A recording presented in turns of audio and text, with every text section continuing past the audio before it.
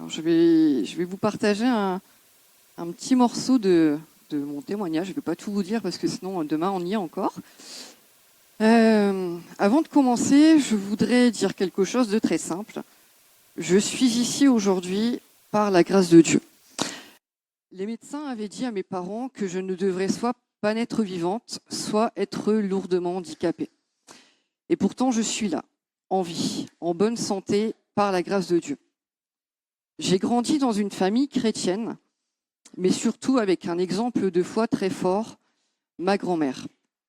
C'est elle qui m'a transmis une foi simple, profonde, authentique. Elle a traversé de longues épreuves de santé et elle est restée attachée à Jésus jusqu'au bout. Elle écrivait dans sa Bible « Il n'y a pas de situation désespérée quand nous avons le Seigneur dans notre vie ». À 16 ans, alors je ne sais pas, est-ce qu'il y a des jeunes qui ont entre 16 et 18 ans? Alors je sais qu'il y a Timothée, je crois qu'il y a, il y en a là, il y a Robin, oui, il y a quand même quelques jeunes. Donc voilà, à votre âge, je suis donc passée par les eaux du baptême. Lors d'une réunion, un peu comme celle-ci, on va dire, j'ai compris que la foi ne pouvait pas être seulement celle de ma famille.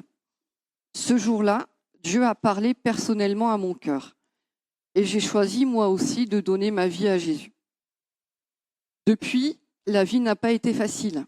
J'ai connu des combats, des épreuves, des moments de doute, des moments de fatigue, mais une chose n'a jamais changé.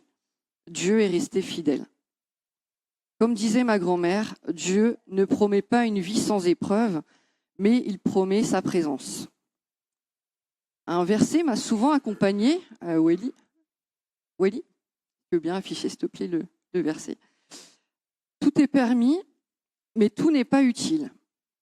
Il m'a appris que suivre Jésus, ce n'est pas perdre sa liberté, c'est apprendre à choisir ce qui protège le cœur, ce qui construit la vie, ce qui mène vers la paix.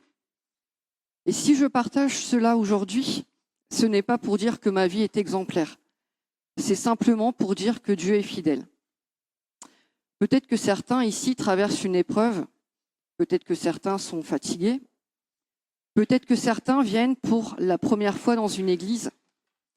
J'aimerais simplement vous dire ceci. Dieu vous voit, Dieu vous connaît, Dieu vous aime. Il n'y a pas de situation trop compliquée pour lui.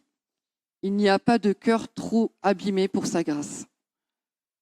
Aux jeunes, je vous laisse voir jusqu'à quel âge on est jeune encore. Aux jeunes, j'aimerais dire, suivre Jésus ne vous enlève rien de précieux. Au contraire, il vous protège, il vous construit, il vous conduit. Aux adultes qui peuvent éventuellement être fatigués, à ceux qui portent beaucoup de responsabilités, de blessures ou de déceptions, j'aimerais vous dire ceci. Même quand vous n'avez plus de force, Dieu peut encore vous parler. Vous n'avez pas besoin d'être fort tout le temps devant lui. Vous pouvez venir tel que vous êtes, avec vos fardeaux, vos questions, vos combats. Dieu ne se lasse pas de vous. Il ne se détourne pas quand vous êtes épuisé. Au contraire, il s'approche encore davantage. Et à ceux qui découvrent l'Église aujourd'hui, peut-être par curiosité, peut-être par invitation, peut-être sans trop savoir pourquoi vous êtes là, j'aimerais simplement vous dire ceci.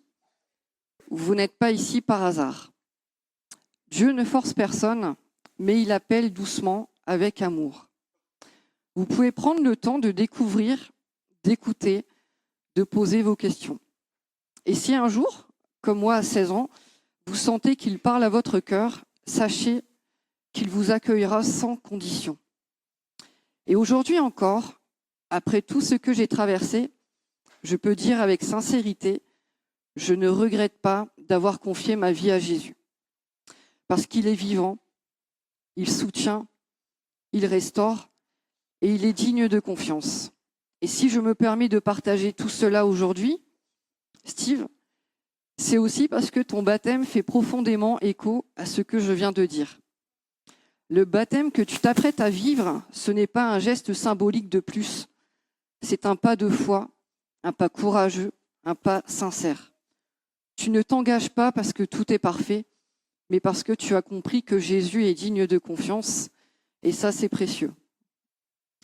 Le chemin avec Dieu n'est pas toujours facile, mais il est toujours sûr.